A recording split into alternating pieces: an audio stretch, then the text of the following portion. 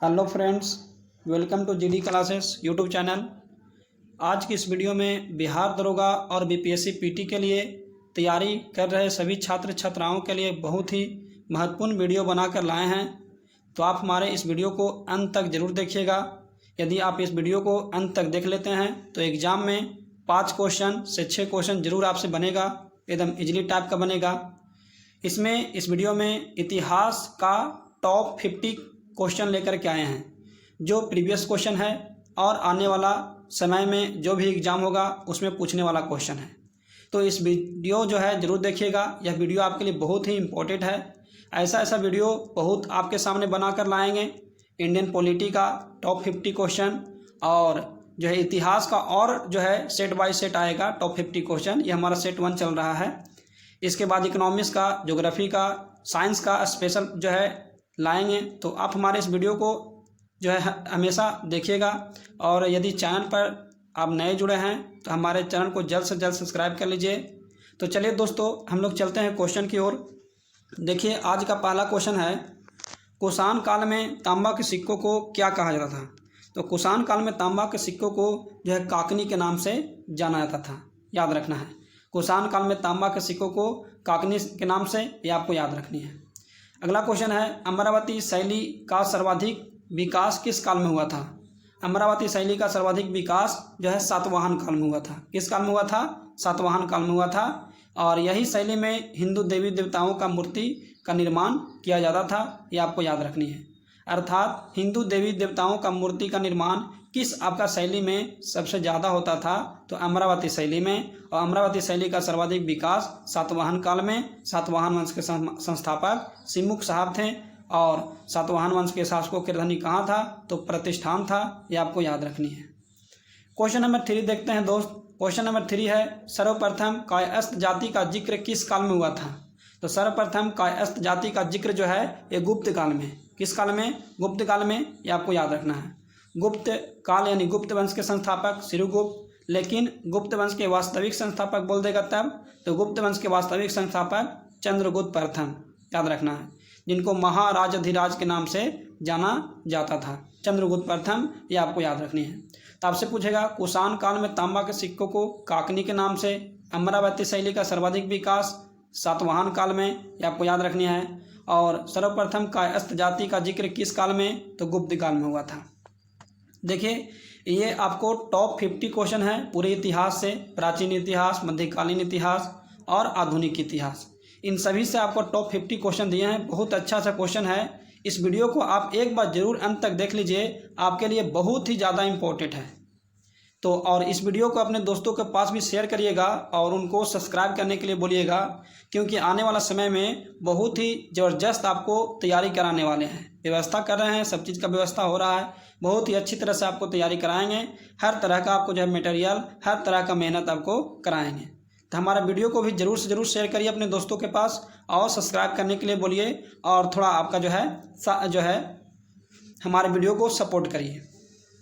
चलिए, तो याद रखिएगा, ये 3 क्वेश्चन आपको याद रहेगा दोस्त। चलिए, चौथा क्वेश्चन आते हैं। तो चौथा क्वेश्चन हमारा है, हिंदी और फारसी भाषा का स्वर्णकाल किसके शासनकाल को कहा जाता है? तो हिंदी और फारसी भाषा का स्वर्णकाल जो है अकबर के शासनकाल को कहा जाता है। यहाँ पर यह भी पूछेगा, मुगल साम्राज्य का दरबारी भाषा क्या था?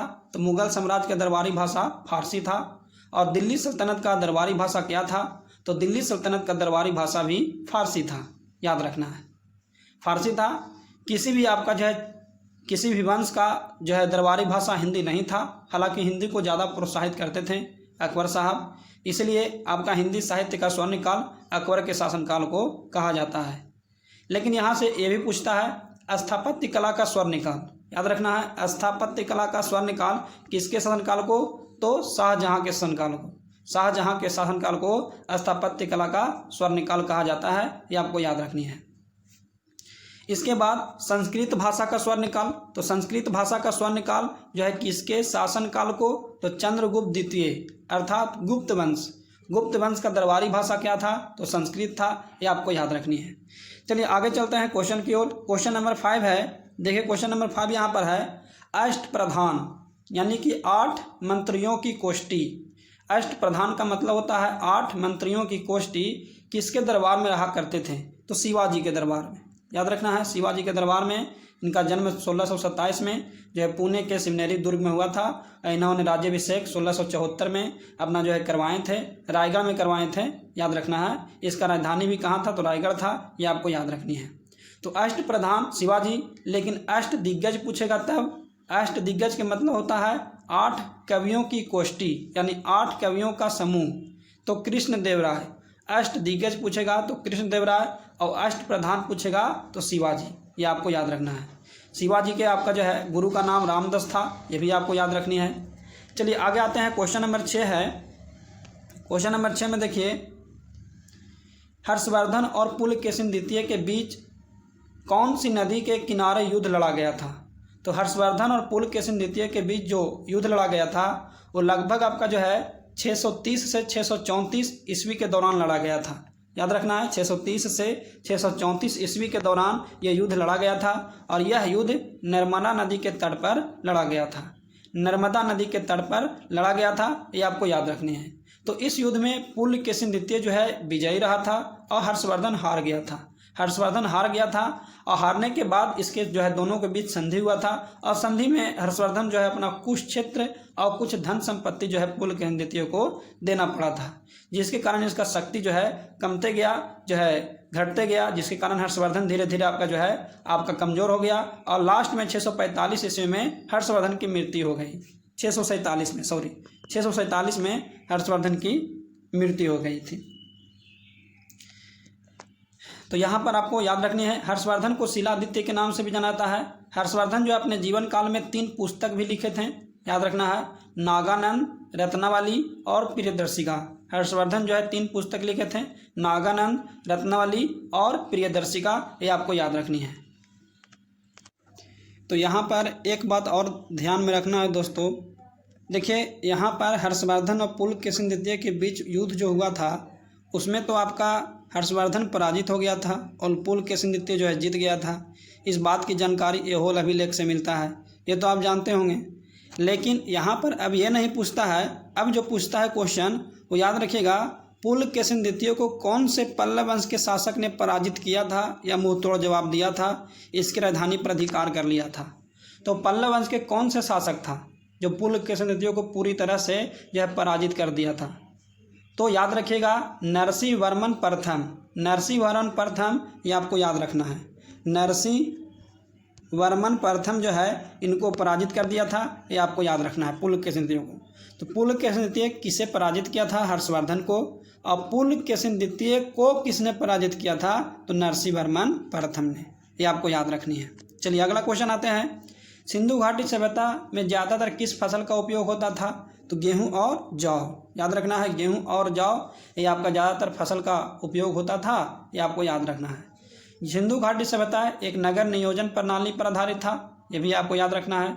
इसको कांस्ययुगीन सभ्यता के नाम से जाना जाता है, सिंधु घाटी सभ्यता। सिंधु घाटी सभ्यता का खोज आपका जो है खोजा गया पहला स्थल कौन था, तो हड़प्पा था। हड़प्पा का खोज राय बहादुर दयाराम साहनी ने 1921 में जॉन मार्शल के नेतृत्व में किया था, ये आपको याद रखना है। सिंधु घाटी सभ्यता का शासनकाल, तो शासनकाल लगभग जो है 2500 से लेकर के 1750 ईसा पूर्व तक, ये भी आपको याद रखना है सिंधु घाटी सभ्यता का शासनकाल। अगला है सिंधु घाटी सभ्यता का प्रमुख स्थल धौलावीरा। तो धौलावीरा कहाँ था, तो गुजरात में। धौलावीरा कहाँ पड़ता है, तो गुजरात में। और लोथल कहाँ पड़ता है, लोथल, तो लोथल भी गुजरात में, याद रखना है, लोथल भी गुजरात में। और सुरकोटता याद रखना है, सुरकोटता जो है ये भी कहाँ पड़ता है, तो गुजरात में। ये तीनों आप याद रखिएगा, लोथल, सुरकोटता और धौलावीरा। ये आपका सिंधु घाटी सभ्यता का प्रमुख जो है बंदरगाह था। यहाँ से आपका समुद्री मार्ग के माध्यम से वस्तुओं का आदान प्रदान होता था। सिंधु घाटी सभ्यता के लोग ज़्यादातर किसके साथ व्यापार वाणिज्य करते थे, तो मिस्र, मेसोपोटामिया सभ्यता के लोगों के साथ ज़्यादा व्यापार वाणिज्य करते थे। इसका प्रमाण जो है लोथल से मिला है, ये आपको याद रखनी है। तो ये तीनों स्थल जो है धौलावीरा, सुरकोटता और लोथल, ये गुजरात में पड़ता है। लेकिन आपसे पूछेगा कलिबंगा, कलिबंगा कहाँ पड़ता है, तो राजस्थान में। कलिबंगा कहाँ, राजस्थान में। और बनवाली, तो बनवाली हरियाणा में, याद रखना है, बनवाली कहाँ पड़ता है, हरियाणा में। और रोपड़ तो रोपड़ पंजाब में, रोपड़ पंजाब में याद रखना है। तो इस तरह से दोस्तों ये आपको याद रख के चलना है। अच्छा क्वेश्चन यहाँ पर है, आता है क्वेश्चन 2020 जो पीटी बिहार दरोगा जो पीटी एग्ज़ाम के लिए आया है उसमें आपको ये सब क्वेश्चन बहुत ही इंपॉर्टेंट है। यहाँ से आपको गारंटी देते हैं कि 15 से 20 आपको जो है क्वेश्चन यदि इतिहास से पूछता है बिहार दरोगा पीटी एग्ज़ाम में तो आपका जो है गारंटी यहाँ देता है कि 4-5 क्वेश्चन आपको ज़रूर लड़ेगा, इस सेट से लड़ेगा, याद रखिएगा। इसलिए आपका जो है इस सेट को हमारा जो भी सेट आएगा जो है सेट के माध्यम से जो आपको रिवीजन कराएंगे बहुत ही महत्वपूर्ण होगा। आप जो है पूरा वीडियो को एक बार जरूर देख लीजिएगा। यदि आप बिहार दरोगा देने जा रहे हैं तो आपको बहुत इंपॉर्टेंट है यह वीडियो। तो चलिए आगे आते हैं। महावीर स्वामी ज्ञान की प्राप्ति के बाद पहली बार भाषण कहाँ दिए थे? तो राजगीर में दिए थे, याद रखना है। महावीर स्वामी पहली बार आपका ज्ञान की प्राप्ति के बाद भाषण कहाँ दिए थे? राजगीर में दिए थे। जैन धर्म के चौथे तीर्थकर कौन थे? तो अभिनंदन जी, याद रखना है अभिनंदन जी। प्रथम तीर्थकर कौन थे? तो ऋषभ देव, और दूसरा कौन? अजीतनाथ, और तीसरा संभवनाथ, और चौथा अभिनंदन जी, और 23वां पार्श्वनाथ, और 24वां जो है महावीर स्वामी है। ये आपको याद रखना है। जैन धर्म के वास्तविक संस्थापक महावीर स्वामी को माना जाता है, ये भी आपको याद रखनी है अच्छी तरह से। चलिए अगला चलते हैं दोस्त। अलाउद्दीन खिलजी अपना राज्याभिषेक कहाँ करवाया था? तो अलाउद्दीन खिलजी जो अपना राज्याभिषेक जो है कहाँ करवाया था? तो अपना राज्याभिषेक बलबन के द्वारा बनाया गया लाल महल में करवाया था। अपना राज्याभिषेक बलबन के द्वारा बनाया गया लाल महल में। हालांकि इसका राजधानी कहाँ था? तो किला खेरी अपना राजधानी बनाया था। इनके चाचा जो थे जलालुद्दीन खिलजी, वही आपका किला खेरी राजधानी को बनाए थे, और अलाउद्दीन खिलजी की राजधानी भी वहीं था। लेकिन कुछ दिन बाद अपनी राजधानी को दिल्ली स्थानांतरित कर लिया था अलाउद्दीन खिलजी दिल्ली सल्तनत का सबसे खतरनाक बादशाह कहा जाता है, याद रखना है। दिल्ली सल्तनत का सबसे खतरनाक बादशाह था अलाउद्दीन खिलजी। सर्वाधिक विकास जो है इसी काल में हुआ अलाउद्दीन खिलजी। अस्थाई सेना का नींव अलाउद्दीन खिलजी ने रखा था, ये आपको याद रखनी है। और जो है बाजार नियंत्रण का पिता अलाउद्दीन खिलजी। भू राजस्व जो है आपका 1/2 हिस्सा वसूला जाता था, आधा जो है लेता था, यानी 50% अलाउद्दीन खिलजी अपनी जनता से भू राजस्व के रूप में टैक्स वगैरह वसूलता था, ये भी आपको याद रखनी है। दिल्ली सल्तनत का जो है सबसे खतरनाक बादशाह अलाउद्दीन खिलजी, और इनको द्वितीय सिकंदर के नाम से जाना जाता है। अलाउद्दीन खिलजी को द्वितीय सिकंदर के नाम से। इनका बचपन का नाम अली और गुरसाक था, ये आपको याद रखनी है। अली और गुरसाक इनका बचपन का नाम था, ये आपको याद रखना है। घोड़ा दागने की प्रथा कौन? अलाउद्दीन खिलजी। अगला क्वेश्चन, गुलाम वंश के वास्तविक संस्थापक? तो देखिए गुलाम वंश के संस्थापक जो है कुतुबुद्दीन ऐबक थे, लेकिन वास्तविक संस्थापक इल्तुतमिश थे, याद रखना है। गुलाम वंश के वास्तविक संस्थापक कौन थे? इल्तुतमिश, ये आपको याद रखनी है। और जो है राजधानी लाहौर से दिल्ली पहली बार कौन लाया था? तो इल्तुतमिश नहीं लाया था। पहली बार अपनी राजधानी जो है लाहौर से दिल्ली स्थानांतरित कौन किया था? इल्तुतमिश। गुलाम वंश के संस्थापक जो कुतुबुद्दीन ऐबक जो थे अपनी राजधानी लाहौर बनाया था, लेकिन बाद में जब इल्तुतमिश शासक बना तो लाहौर से अपनी राजधानी कहाँ? तो दिल्ली ला के रख दिया, ये आपको याद रखनी है। नहरों का जाल किस शासक ने बिछाया था? तो नहरों का जाल फिरोज शाह तुगलक को दिल्ली सल्तनत का अकबर कहा जाता है। सबसे अधिक दासों की संख्या इन्हीं के शासनकाल में, याद रखना है। फिरोज शाह तुगलक, ये आपको याद रखने हैं। फिरोज शाह तुगलक बेरोजगारों के लिए और ज़रूरतमंद लोगों के लिए अपने दासों के लिए अलग अलग जो है व्यवस्था जो है अलग अलग विभाग की स्थापना किया था, ये भी आपको याद रखनी है। और फिरोज शाह तुगलक जो था सबसे अधिक नगर को ही बसाया था। सबसे अधिक नगर को बसाने वाला शासक कौन था? फिरोज शाह तुगलक। और फिरोज शाह तुगलक जो है दिल्ली सल्तनत का जितना भी शासक हुए सभी शासकों में सबसे अधिक समय तक शासन करने वाला जो शासक था ये फिरोज शाह तुगलक था, याद रखना है। फिरोज शाह तुगलक। ब्राह्मणों पर भी जजिया कर कौन लगा दिया था? फिरोज शाह तुगलक, याद रखना है। ब्राह्मणों पर जजिया कर पहली बार कौन लगाया? फिरोज शाह तुगलक लगाया था, ये आपको याद रखनी है। तो इस तरह से आपका क्वेश्चन नंबर 13 हम लोग देखें। 14 देखते हैं, जिंदा पीर के नाम से किन्हें जाना जाता है? तो जिंदा पीर औरंगजेब को कहा जाता है। किन्हें कहा जाता है? औरंगजेब, याद रखना है। जिंदा पीर के नाम से औरंगजेब। इनको जो है बिना बजाते हुए सिक्का पर देखा गया औरंगजेब को, ये भी आपको याद रखना है। जिंदा पीर जो है ये 2 बार राज्याभिषेक करवाए थे। एक आपका जो है आगरा में और एक दिल्ली में 2 बार राज्याभिषेक कराए थे औरंगजेब। बीबी का मकबरा का निर्माण यही औरंगजेब ने करवाया था। बीबी के मकबरा को द्वितीय ताजमहल के नाम से जाना जाता है। और औरंगजेब की पत्नी का नाम क्या था? दिलरास बानो बेगम। दिलरास बानो बेगम के याद में द्वितीय ताजमहल का निर्माण करवाया था, ये आपको याद रखनी है। आगे है ईरान का यात्री अब्दुल रजाक किसके दरबार में आया था? तो देवराय द्वितीय के दरबार में, याद रखना है। अब्दुल रजाक देवराय द्वितीय के दरबार में। और निकोलो कोंटी देवराय प्रथम के दरबार में। निकोलो कोंटी देवराय प्रथम के दरबार में। और डिमिगो पायस और बारबोसा जो पुर्तगाली यात्री था वो कृष्ण देवराय के शासनकाल में भारत आया था। और कैप्टन हॉकिंस तो जहांगीर के दरबार में, याद रखना है। कैप्टन हॉकिंस जहांगीर के दरबार में। रॉल्फ फिंच अकबर के दरबार में भारत आया था, ये आपको याद रखनी है।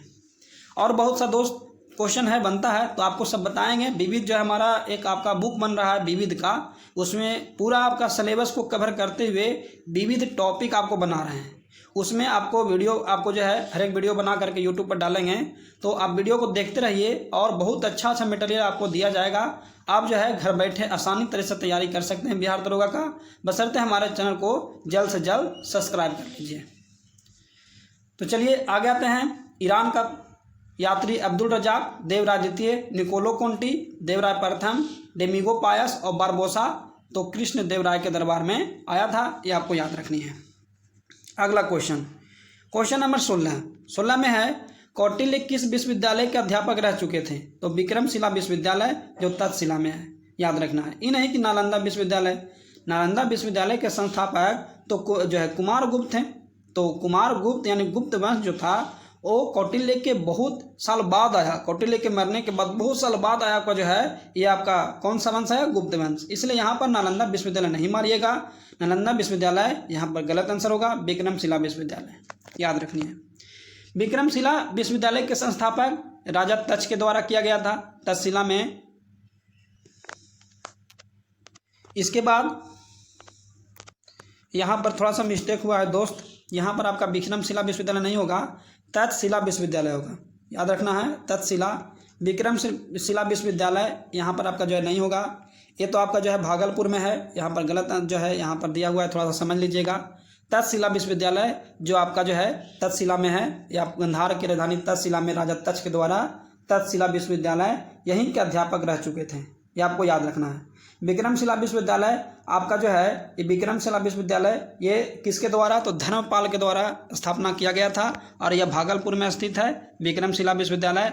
और एक उदंतपुरी विश्वविद्यालय जिसके संस्थापक गोपाल थे, और उदंतपुरी विश्वविद्यालय जहाँ है तो बिहार शरीफ में है, याद रखनी है। तो यहाँ पर आपका तक्षशिला विश्वविद्यालय आंसर सही होगा, ये आपको याद रखनी है। थोड़ा सा क्वेश्चन में मिसप्रिंट हुआ है, ये आपको याद रखनी है। चलिए आगे बढ़ते हैं क्वेश्चन नंबर 17 की ओर। बाबर के द्वारा लिखित पुस्तक तुजुक बाबरी किस भाषा में लिखा गया था? तो तुजुक बाबरी जो है किस भाषा में लिखा गया था? तुर्की भाषा में। लेकिन तुजुक बाबरी को फारसी भाषा में जो है बाबरनामा अनुवाद किसने करवाया? तो अकबर ने करवाया। और किया किसने? तो अबुल फजल ने किया था, ये आपको याद रखनी है। अबुल फजल ने किया था फारसी भाषा में अनुवाद और करवाया था अकबर, ये आपको याद रखनी है। और तुजुक बाबरी जो पुस्तक बाबर ने खुद जो है लिखा था अपने जो है सारा जीवन की कहानी, तो वह आपका तुर्की भाषा में लिखा था। अकबर अपनी जनता से भू राजस्व के रूप में कितना वसूला करता था? तो 1/3, याद रखना है 1/3, ये आपको याद रखनी है।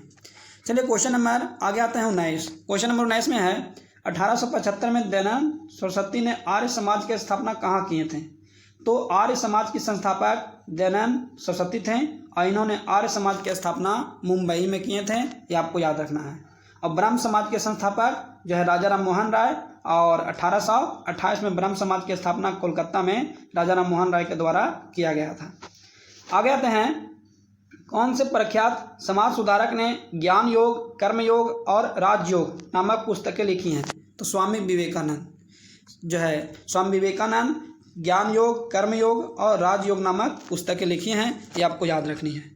इनको आधुनिक भारत का संस्थापक कहा जाता है। स्वामी विवेकानंद को आधुनिक भारत का संस्थापक, ये आपको याद रखनी है। आधुनिक भारत का संस्थापक स्वामी विवेकानंद। और शिकागो में भाषण कब दिए थे? तो 1893 में। और रामकृष्ण मिशन के संस्थापक कौन थे? स्वामी विवेकानंद ही रामकृष्ण मिशन के संस्थापक थे। कोलकाता में स्थापना किए थे 1897 में। ये आपको याद रखनी है। आगे आते हैं, गीतांजलि का अंग्रेजी संस्करण कब हुआ था? तो गीतांजलि का अंग्रेजी संस्करण 1912 में। गीतांजलि पुस्तक के लेखक कौन थे? तो रविन्द्रनाथ टैगोर। किस भाषा में? तो बांग्ला भाषा में लिखे थे। और इसका अंग्रेजी में अनुवाद जो है ब्रिटिश एक अधिकारी किया था, और ब्रिटेन के राजा को गीतांजलि पुस्तक में आपका अनेक प्रकार की बातों को पढ़ करके बताया था, जिसके लिए जो है एशिया में पहला बार नोबेल प्राप्त करने वाले पहला व्यक्ति जो थे यही थे, रविन्द्रनाथ टैगोर थे। इन्हीं के लिए गीतांजलि नामक पुस्तक के लिए रविन्द्रनाथ टैगोर को जो है पुरस्कार दिया गया था। और किस क्षेत्र में दिया गया था? तो साहित्य के क्षेत्र में दिया गया था। दादा भाई नौरोजी ने 1866 में ईस्ट इंडिया एसोसिएशन की स्थापना कहाँ किए थे? तो लंदन में। कहाँ किए थे? लंदन में। दादा भाई नौरोजी जो है ब्रिटिश संसद में जो है चुनाव जीतने वाले पहला व्यक्ति दादा भाई नौरोजी थे। याद रखिएगा, ब्रिटिश संसद में चुनाव जीतने वाले पहला भारतीय कौन थे? दादा भाई नौरोजी। और 1892 में चुनाव जीते थे।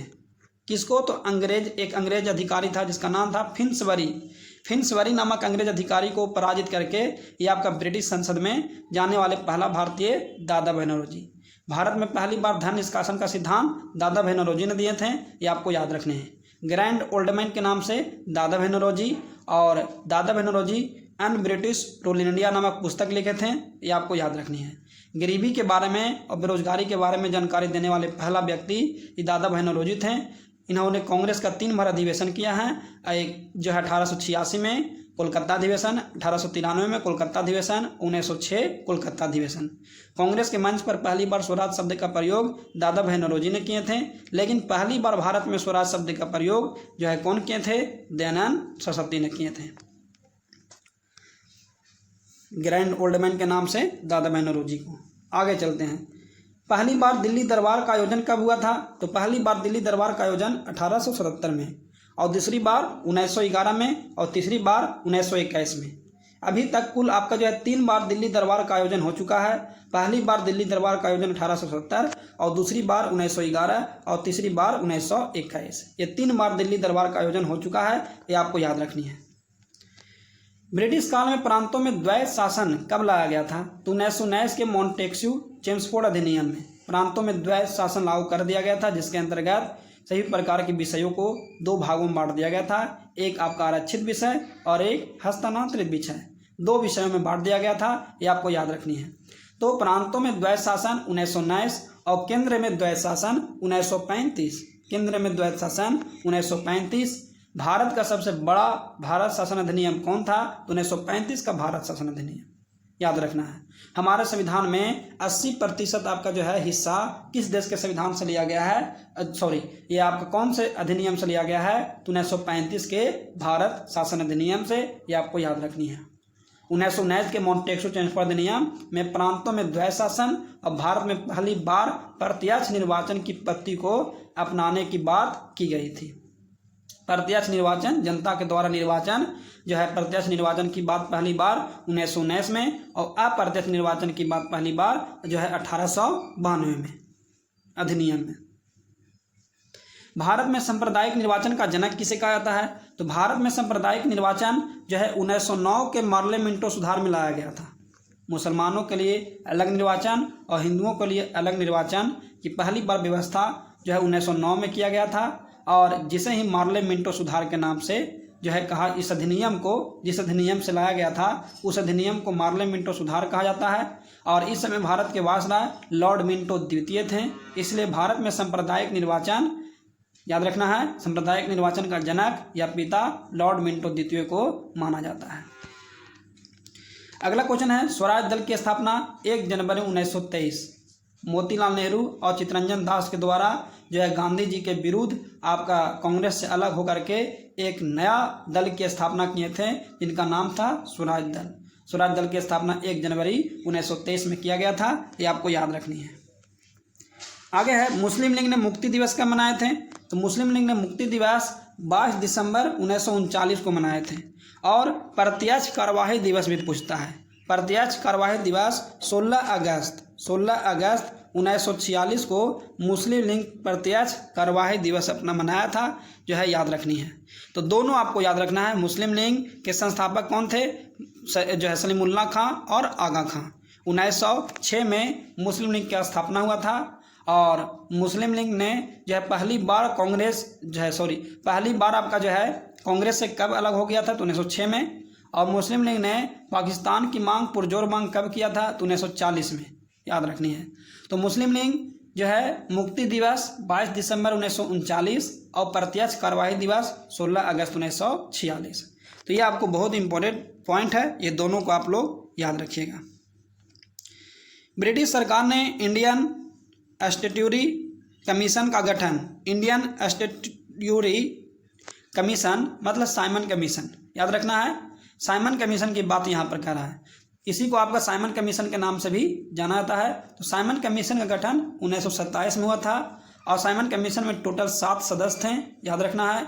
और साइमन कमीशन भारत कब आया था, तो 1928 में आया था। और साइमन कमीशन जो है गठन क्यों किया गया था, तो 1935 के भारत शासन अधिनियम लाने के लिए या 1919 के मॉन्टेस्क्यू चेम्सफोर्ड अधिनियम में संशोधन करने के लिए साइमन कमीशन का गठन किया गया था। और साइमन कमीशन का अध्यक्ष लिंडन साइमन को बनाया गया था। और साइमन कमीशन ने वायसराय के समक्ष अपना रिपोर्ट कब सौंपा, तो 1930 में।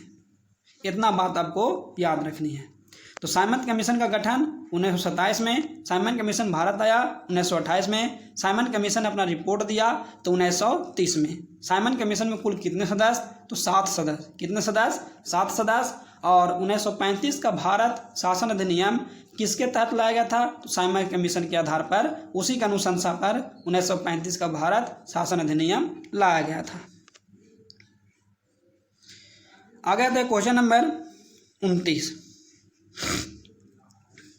ब्रिटिश काल में पहली बार स्वाधीनता दिवस कब मनाया गया था, तो पंडित जवाहरलाल नेहरू ने रावी नदी के तट पर झंडा फहराते हुए आपका घोषणा किए थे, जो है हम लोग पहली बार स्वाधीनता दिवस मनाएंगे पूरा देश की जनता। तो 26 जनवरी 1930 को पूरे भारत की जनता जो है स्वाधीनता दिवस अपनी पहली बार मनाए थे और इसी दिन आपका भारत में गणतंत्र दिवस के रूप में भी मनाया जाता है। चंद्रशेखर आजाद 27 फरवरी 1931 को पुलिस से मुठभेड़ करते हुए कहाँ शहीद हुए थे, तो एल्फ्रेड पार्क इलाहाबाद, याद रखना है। एल्फ्रेड पार्क इलाहाबाद में जब पुलिस के साथ मुठभेड़ हुआ था चंद्रशेखर आज़ाद जी का, तो इन्होंने आपका जो है सभी पुलिस अधिकारियों को जो है गोली से भूनते हुए मारते हुए, जो है इनके पास लास्ट में जब गोली नहीं बचा था, मात्र 1 गोली बचा हुआ था और सामने बहुत सारे जो है अंग्रेज पुलिस जो है वहाँ पर मौजूद थे और इनको गिरफ्तार करने के लिए इनके ओर बढ़ रहे थे। तो इन्होंने अपने जो है पेड़ के नीचे छुपे हुए थे, तभी देखें कि आपका जो है 1 गोली है तो 1 गोली से आपका जो है सारा जो है जितना भी पुलिस है वो आपका नहीं मर सकता है। इसलिए ये चंद्रशेखर आज़ाद जी ने खुद को गोली मारते हुए और अंग्रेज़ों के हवाले नहीं हुए, खुद को गोली मार दिए, अंग्रेज़ों के अधीन कभी नहीं पकड़े गए, अर्थात शहीद हो गए। कब शहीद हुए थे, 27 फरवरी 1931 को पुलिस मुठभेड़ में मारे गए थे और खुद गोली मार लिए थे। और कौन से पार्क में, एल्फ्रेड पार्क इलाहाबाद में। आगे आते हैं क्वेश्चन नंबर 31। 27 अक्टूबर 1940 में पवनार आश्रम है से व्यक्तिगत सत्याग्रह शुरू हुआ। तो व्यक्तिगत सत्याग्रह शुरू कौन ने किया, तो महात्मा गांधी ने किए थे। व्यक्तिगत सत्याग्रह की शुरुआत कब हुआ, तो 17 अक्टूबर 1940। और किसने किया था, तो महात्मा गांधी। इसमें प्रथम सत्याग्रही विनोबा भावे और दूसरा सत्याग्रही पंडित जवाहरलाल नेहरू को चुना गया था। गद्दर पार्टी का स्थापना 1913 में हुआ था। 1913 में लाला हरदयाल के द्वारा सैन फ्रांसिस्को में, और इसका अध्यक्ष सोहन सिंह भखना को बनाया गया था। सोहन सिंह भखना को याद रखना है। गद्दर पत्रिका भी है और गद्दर पत्रिका से भी क्वेश्चन अक्सर पूछेगा क्वेश्चन आपसे। गद्दर पत्रिका जो था उसमें पहला शब्द जो लिखा गया था वो किस भाषा में लिखा गया था, तो याद रखना है उर्दू भाषा में। कौन सी भाषा में, उर्दू भाषा में लिखा गया था, ये आपको याद रखनी है। The Arctic home of Vedas, the Arctic home of Vedas पुस्तक के लेखक कौन है, तो बाल गंगाधर तिलक। बाल गंगाधर तिलक ये आपका जो है इन्होंने गणपति उत्सव, शिवाजी उत्सव, इन्होंने आपका और स्वराज हमारा जन्मसिद्ध अधिकार है, तरह तरह की बात आपका बाल गंगाधर तिलक ने दिए थे। और जो होम रूल लीग की स्थापना भी किए थे बाल गंगाधर तिलक। कॉमरेड नामक पत्रिका के संस्थापक कौन थे? तो कॉमरेड नामक पत्रिका के संस्थापक मोहम्मद अली थे, याद रखना है मोहम्मद अली। आगे आते हैं क्वेश्चन नंबर 35 है 28 अप्रैल 1916 में तिलक ने होम रूल लीग की स्थापना किसकी अध्यक्षता में किए थे? तो जोसेफ बैप्टिस्टा, याद रखिएगा जोसेफ बैप्टिस्टा की अध्यक्षता में ये बाल गंगाधर तिलक कहाँ? तो पुणे में होम रूल लीग की स्थापना किए थे जोसेफ बैप्टिस्टा की अध्यक्षता में, ये आपको याद रखनी है। क्वेश्चन नंबर 36 है राष्ट्रीय शिक्षा परिषद की स्थापना कब हुई थी? तो राष्ट्रीय शिक्षा परिषद की स्थापना जो है 15 अगस्त 1906 को हुआ था और इस समय पूरे बंगाल में स्वदेशी आंदोलन की लहर चल रहा था। इस समय भारत के वायसराय कौन थे? तो याद रखना इस समय भारत के वायसराय लॉर्ड मिंटो द्वितीय थे। 1906 से 1910 तक लॉर्ड मिंटो द्वितीय के शासनकाल में राष्ट्रीय शिक्षा नीति 15 अगस्त 1906 को लाया गया था। कैबिनेट मिशन, तो कैबिनेट मिशन भारत कब आया था? तो याद रखना है 24 मार्च 1946 को कैबिनेट मिशन आपका दिल्ली पहुंचा और कैबिनेट मिशन में टोटल आपका जो है कितना सदस्य थे? तो कैबिनेट मिशन में आपका टोटल 3 सदस्य थे, याद रखना है कौन कौन? तो एक आपका sir Pethick Lawrence, Stafford Cripps और A B Alexander. Sir Pethick Lawrence, Stafford Cripps और एबी अलेक्जेंडर। और इसका इन तीनों में से अध्यक्ष कौन थे? तो sir Pethick Lawrence. Cabinet mission के आधार पर ही भारत में संविधान सभा की स्थापना हुआ और इसमें स्थापना बोला गया कि इसमें टोटल 389 सदस्य होंगे और प्रत्येक का निर्वाचन अप्रत्यक्ष निर्वाचन पद्धति के आधार पर जो है 10 लाख की जनसंख्या पर एक प्रतिनिधि का चुनाव होगा। तो ये संविधान सभा की बात अलग है, वो आपको बताएंगे। हालांकि यहाँ पर कैबिनेट मिशन है, तो कैबिनेट मिशन के जो है वायसराय उस समय भारत के वायसराय कौन थे? तो लॉर्ड बेवेल थे। उस समय भारत के वायसराय लॉर्ड बेवेल। ये भी यहाँ से क्वेश्चन पूछेगा आपसे, बीपीएससी में पूछा हुआ क्वेश्चन है। तो बोलेगा निम्न में से कौन व्यक्ति या कौन सा जो है कैबिनेट मिशन का सदस्य नहीं था? तो कैबिनेट मिशन का सदस्य नहीं था ऐसे पूछेगा। ऑप्शन देगा sir Pethick Lawrence, A B Alexander, Stafford Cripps और लॉर्ड बेवेल। तो हमारा सही आंसर क्या होगा? Lord Wavell. Lord Wavell cabinet mission के सदस्य नहीं थे, उस समय भारत के वायसराय थे, ये आपको याद रखनी है। आज़ाद हिंद सरकार का गठन किसने किया था? नेताजी सुभाष चंद्र बोस सिंगापुर में 1942 में किए थे, याद रखना है। और फॉरवर्ड ब्लॉक की स्थापना भी सुभाष चंद्र बोस ने किए थे 1939 में। जो है सुभाष चंद्र बोस कांग्रेस के एक बार अध्यक्ष बने हैं हरिपुरा अधिवेशन 1938 में, याद रखना है सुभाष चंद्र बोस। कस्तूरबा गांधी की मृत्यु जेल में कब हुआ था? तो 1944 में। सुभाष चंद्र बोस को भारतीय देशभक्ति की ज्वलंत तलवार से संबोधित किसने किया था? सुभाष चंद्र बोस को भारतीय देशभक्ति की ज्वलंत तलवार, ज्वाला की तरह तलवार जो है संबोधित किसने किया था? तो ये सरोजिनी नायडू। भारत की प्रथम किसी राज्य के राज्यपाल बनने वाली महिला थी सरोजिनी नायडू, याद रखनी है। अगला क्वेश्चन है गवर्नर जनरल की, चलिए अगला क्वेश्चन है गवर्नर जनरल की कार्यकारिणी के लिए चुने जाने वाले पहले भारतीय कौन थे? यानी गवर्नर जनरल के कार्यकारिणी परिषद में चुने जाने वाले पहला भारतीय कौन थे? तो सत्येंद्र प्रसाद सिन्हा, याद रखना है 1909 में ये आपका चुने गए थे गवर्नर जनरल के कार्यकारिणी परिषद में। लेकिन ब्रिटिश संसद में चुनाव जीतने वाले पहला भारतीय कौन थे? तो दादा भाई नौरोजी। ब्रिटिश संसद में चुनाव जीतने वाले पहले भारतीय कौन थे? तो दादा भाई नौरोजी। और गवर्नर जनरल की कार्यकारिणी परिषद में चुनाव जीतने वाले या चुने जाने वाले पहले भारतीय कौन थे? सत्येंद्र प्रसाद सिन्हा। ये दोनों क्वेश्चन आप याद रखिएगा दोस्त, ये दोनों में से एक क्वेश्चन आपको पक्का एग्जाम में पूछेगा। देखिए जितना भी आपका टॉप 50 इतिहास का क्वेश्चन वीडियो लेकर के आएंगे तो आप सिर्फ वीडियो देखिएगा। गारंटी देते हैं कि यदि 25 क्वेश्चन आपको जो है इतिहास से पूछता है तो 25 में 15 से आपका जो है 20 के बीच में आपसे गारंटी बनेगा, एकदम गारंटी बनेगा, इसमें कोई आपका जो है आपत्ति नहीं है। एकदम 100% इतिहास का बहुत ही सरल और आसान क्वेश्चन आता है एग्जाम में। ऐसा नहीं कि इतिहास का फास्ट रहता है। आपसे क्वेश्चन कहाँ नहीं बनेगा? तो करेंट अफेयर और इकोनॉमिक्स और विविध, ये 3 टॉपिक का क्वेश्चन आपसे नहीं बन पाएगा। लेकिन इन 3 टॉपिक को अच्छी तरह से आप मेहनत करते हैं तो आपको जो है क्वेश्चन आसान से बनेगा, ये आपको याद रखनी है। तो चलिए आगे आते हैं। किसने अपने पत्र वंदे मातरम में निष्क्रिय प्रतिरोध का सिद्धांत के तहत कांग्रेस के भिक्षा प्रीति की नीति को आलोचना की थी? तो अरविंद घोष। निष्क्रिय विरोध का सिद्धांत अरविंद घोष ने किए थे। कांग्रेस के गरम दल के जो है अध्यक्ष ये ही अरविंद घोष ने किए थे। भारतीय ग्लैडस्टोन किसे कहा जाता है? तो दादा भाई नौरोजी को भारतीय ग्लैड स्टोन यानी भारत का जो है वृद्ध पुरुष के नाम से जाना जाता है। अगला है महात्मा गांधी ने किसे दिवालिया बैंक के नाम एवं अगली तारीख के चेक की संज्ञा दिया था। तो क्रिप्स मिशन 1942 में भारत आया था। खुदाई खिदमगार के संस्थापक खान अब्दुल गफार खान 1929 में, खुदाई खिदमगार का संस्थापक जो है खान अब्दुल गफार खान।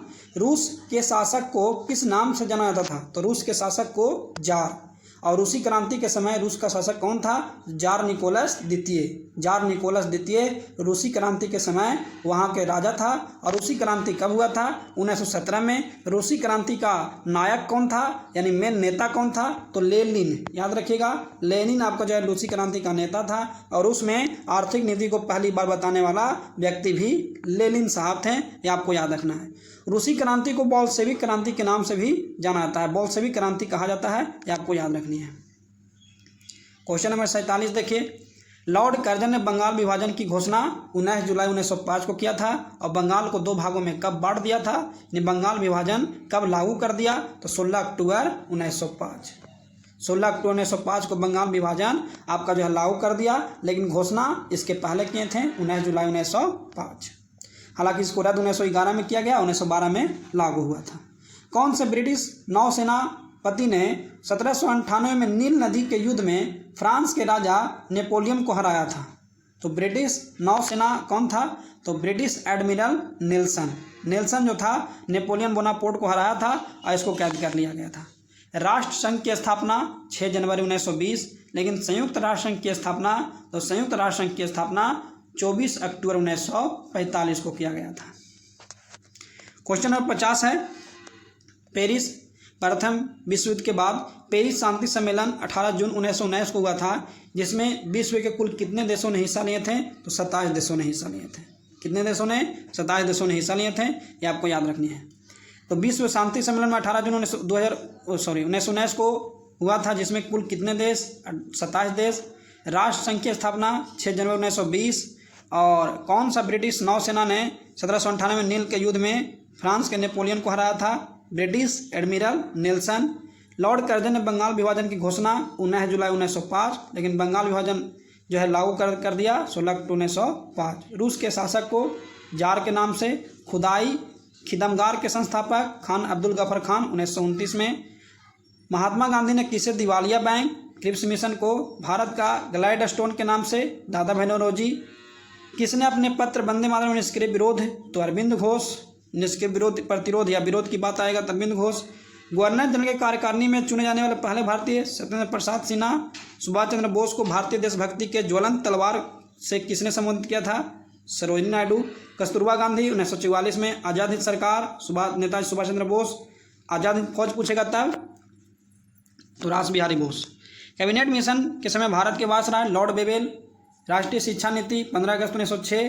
18 अप्रैल 1916 को तिलक ने होम रूल किसके दस्ता में? तो जोसेफ वेबटिटा के दस्ता में। कॉमरेड नामक पत्रिका Mohammad Ali. The Arctic home of Vedas के लेखक बाल गंगाधर तिलक। गद्दर पार्टी के प्रथम अध्यक्ष मोहन सिंह भाकना। 17 अक्टूबर 1940 में पवनार आश्रम में व्यक्तिगत सत्याग्रह शुरू किया गया था, जिसमें प्रथम सत्याग्रह भी विनोबा भावे। चंद्रशेखर आजाद 27 फरवरी 1931 को पुलिस के मुठभेड़ में मारे गए थे। कौन से पार्क में? एल्फ्रेड पार्क इलाहाबाद में है। ब्रिटिश काल में पहली बार स्वाधीनता दिवस? तो 26 जनवरी 1930। ब्रिटिश सरकार ने इंडियन स्टैट्यूटरी कमीशन यानी साइमन कमीशन का गठन 1927 में। मुस्लिम लीग ने मुक्ति दिवस 22 दिसंबर 1939, लेकिन ये प्रत्यक्ष कार्यवाही दिवस तो 16 अगस्त 1946। स्वराज दल का स्थापना 1 जनवरी 1923। भारत में सांप्रदायिक निर्वाचन का जनक लॉर्ड मिंटो द्वितीय। ब्रिटिश काल में प्रांतों में द्वैध शासन 1919 के मॉन्टेक्सू चेम्सफोर्ड अधिनियम के तहत लाया गया था। पहली बार दिल्ली दरबार का आयोजन 1870 में, दूसरी बार 1911 में और तीसरी बार 1921 में। कुल 3 बार दिल्ली दरबार का आयोजन हो चुका है। दादा भाई नौरोजी 1866 में ईस्ट इंडिया एसोसिएशन की स्थापना लंदन में किए थे। गीतांजलि 1912 में अंग्रेजी अनुवाद, इसी के लिए रविन्द्रनाथ टैगोर को नोबेल प्राइज भी दिया गया था। कौन से प्रख्यात समाज सुधारक ने ज्ञान योग, कर्मयोग? स्वामी विवेकानंद। रामकृष्ण मिशन के संस्थापक 1875 में दयानंद सरस्वती ने आर्य समाज की स्थापना कहाँ किए थे? मुंबई में। अकबर अपनी जनता से भू राजस्व के रूप में कितना? तो 1/3। बाबर के पुस्तक लिखित पुस्तक जो है तुजुक बाबरी किस भाषा में? तुर्की भाषा में। कौटिल्य किस विश्वविद्यालय? तो तक्षशिला विश्वविद्यालय, याद रखिएगा। ईरान का यात्री अब्दुल रजाक तो देवराय द्वितीय, निकोलो कोंटी देवराय प्रथम और डिमिगो पायस बारबोसा कृष्ण देवराय। जिंदा पीर औरंगजेब, नहरों का जाल फिरोज शाह तुगलक, गुलाम वंश के वास्तविक संस्थापक इल्तुतमिश, अलाउद्दीन खिलजी अपना राज्य तो लाल महल। जैन धर्म के चौथे तीर्थकर अभिनंदन जी। महावीर स्वामी ज्ञान की प्राप्ति के बाद पहली बार भाषण राजगीर में। सिंधु घाटी सभ्यता का प्रमुख स्थल धौलावीरा कहाँ? तो गुजरात में। सिंधु घाटी सभ्यता का ज़्यादातर किस फसल का? गेहूँ जाओ। हर्षवर्धन ने पुल किस नदी के? नर्मदा नदी के किनारे हराया था। पुल किस द्वितीय ने हर्षवर्धन को, लेकिन पुल किसने हराया था? तो नरसिंहवर्मन प्रथम ने। अष्टप्रधान शिवाजी, अष्टदिग्गज कृष्णदेवराय। हिंदी और फारसी भाषा का स्वर्णकाल अकबर। सर्वप्रथम कायस दाती गुप्त काल में। अमरावती शैली सातवाहन। कुषाण काल में तांबा के सिक्कों को काकनी के नाम से जाना जाता था। तो इस तरह से दोस्तों हिस्ट्री का टॉप 50 क्वेश्चन आपके सामने लेकर आए। तो ये बहुत ही महत्वपूर्ण वीडियो है। इस तरह का जितना भी वीडियो आएगा सभी वीडियो को एक बार जरूर आप लोग देखिएगा। इसी वीडियो से आपको एग्जाम में क्वेश्चन लड़ पाएगा। तो आज के लिए हम लोग यहीं तक रहते हैं। अगले वीडियो में फिर आपसे मिलते हैं। जय हिंद, जय भारत।